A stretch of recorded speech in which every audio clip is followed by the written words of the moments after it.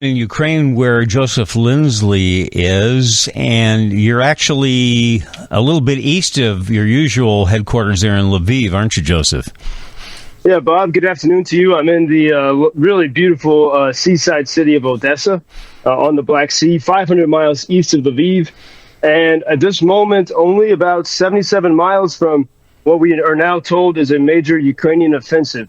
Ukrainian Telegram channels have been going wild the past hour about probably the biggest Ukrainian offensive we've seen, perhaps since the war started. We won't really know that for sure until tomorrow. But in the Kherson region, Ukrainians began to push back this morning. And in the city of Kherson, which has been occupied, occupied like you think of not the way Nazis occupied cities in Europe. It has been a brutal occupation. And there is now street fighting in Kherson for the first time in months.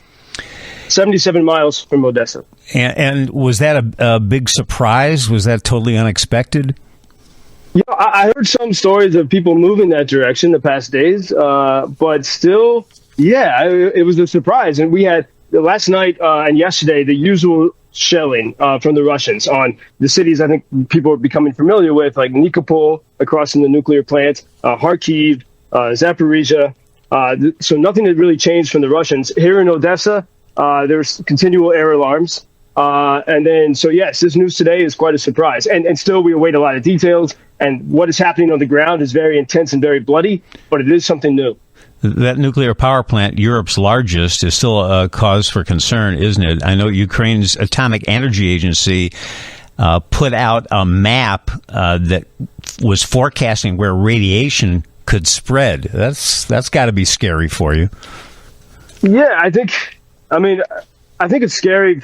It's scary for the world, but but maybe less scary for people in Ukraine because Putin is using that plant as a scare tactic to make the West afraid of further supplying Ukraine, and of, what some people would say, of escalating the war.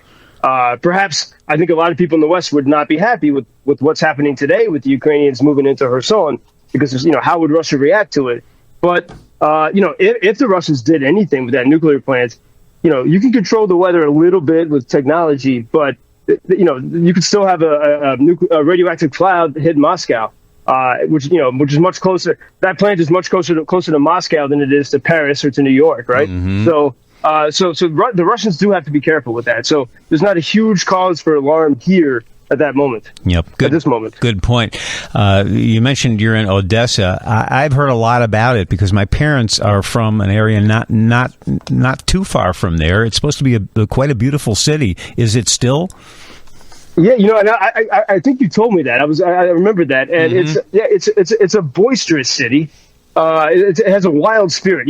It's been a Russian-speaking city for a long time, and my translator and friend who's helping me get through this here is from Galicia, from Lviv region, and he was complaining about all the Russian speaking. But it's a very independent city.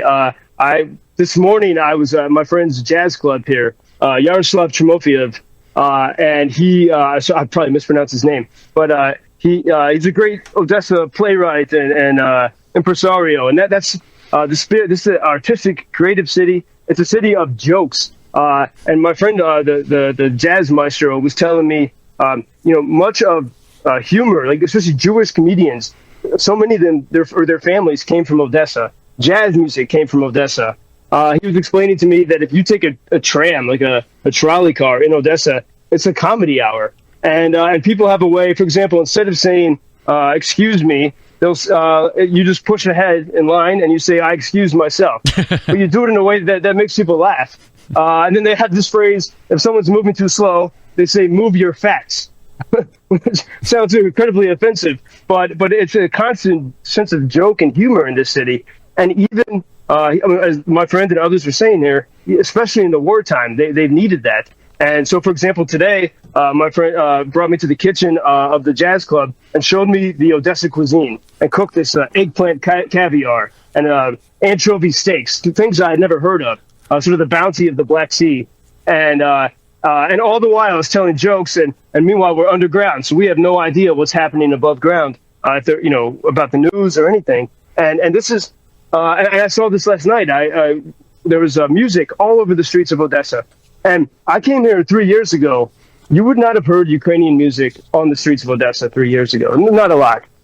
But now, because of February 24th, Ukrainians are unified. So even the Russian-speaking people of Odessa are singing passionately Ukrainian songs together on the street. And Ukrainian songs that come from the Carpathian Mountains, where I was, just a few days ago, like the rebel songs, the songs of like the fierce patriots, which I think up before February 24th, people from Odessa, they would have made fun of that stuff and with their usual sense of humor. But now they're singing it seriously. And this one performance I watched last night, amid this atmosphere of constant fear, and we had air alarms yesterday, I watched it with the two singers singing with all their soul. I said, these people will not be extinguished. And I think if some like Westerners watch that, they might say, oh, there's no war. People are singing and dancing. But they're singing and dancing because they don't know how much time they have. And these are just regular people who can't control the world affairs. They can't control what, their family and friends are fighting. But if you're stuck here in the city, you can't control it. All they can do in this city, and I think it's what they do best, is tell jokes, sing and dance and cook. And I see that continuing here. Yeah, interesting. And now I understand a lot about my father's personality, thanks to you, Joseph. Yeah, was he always telling jokes? Huh? Yes, very much so, and into music.